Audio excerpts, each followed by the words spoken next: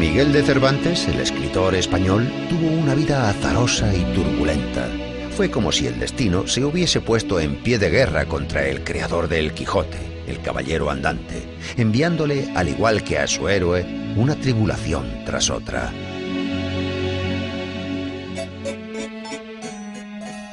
Miguel de Cervantes nació el 29 de septiembre del año 1547 en el seno de la familia de un noble arruinado, Rodrigo de Cervantes.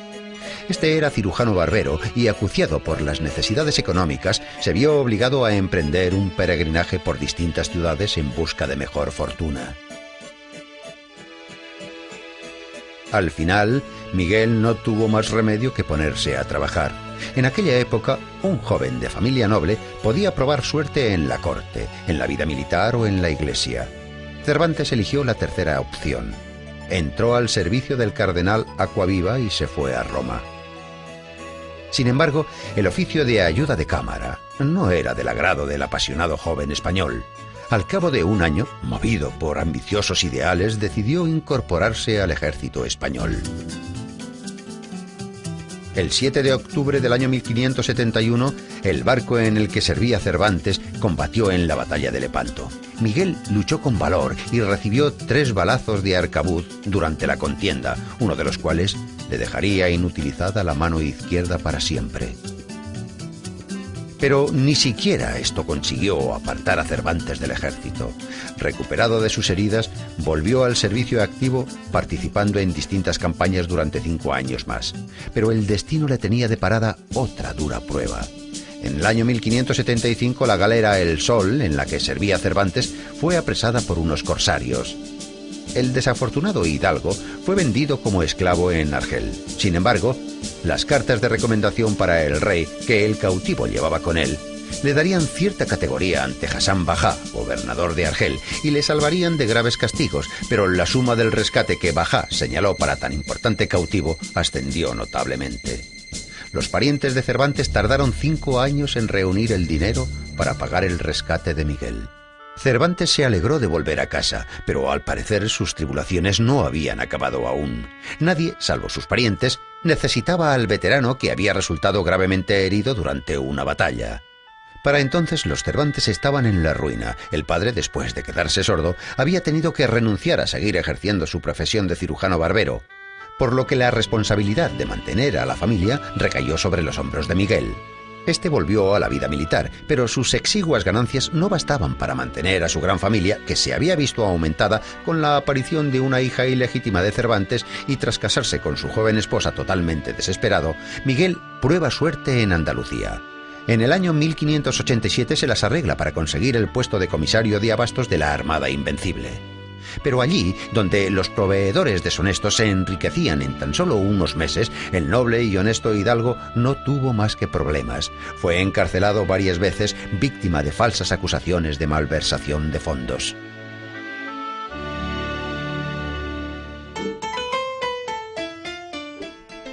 Durante uno de sus períodos de cautiverio, Cervantes empieza a escribir su obra más famosa, el ingenioso hidalgo Don Quijote de la Mancha, concebida como una parodia de las novelas de caballería.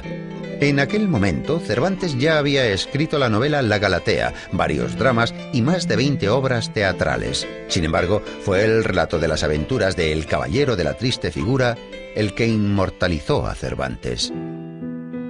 La novela, publicada en el año 1605, tuvo un éxito arrollador.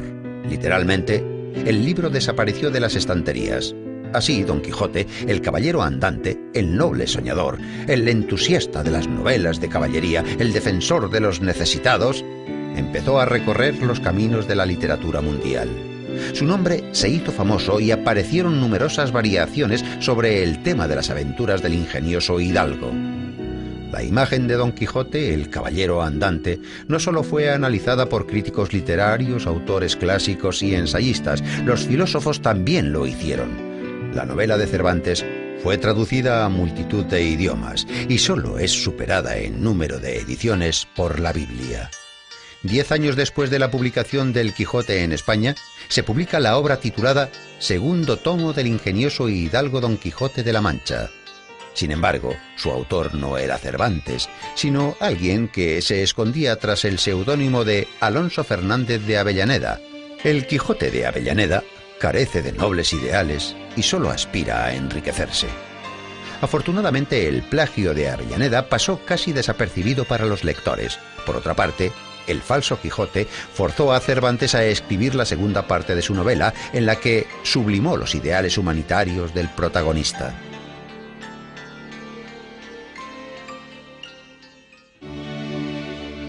La publicación de los 2 volúmenes de El ingenioso hidalgo Don Quijote de la Mancha le reportó fama mundial, pero no hizo rico a Cervantes. El escritor pasó sus últimos años en Madrid, malviviendo en una bohardilla.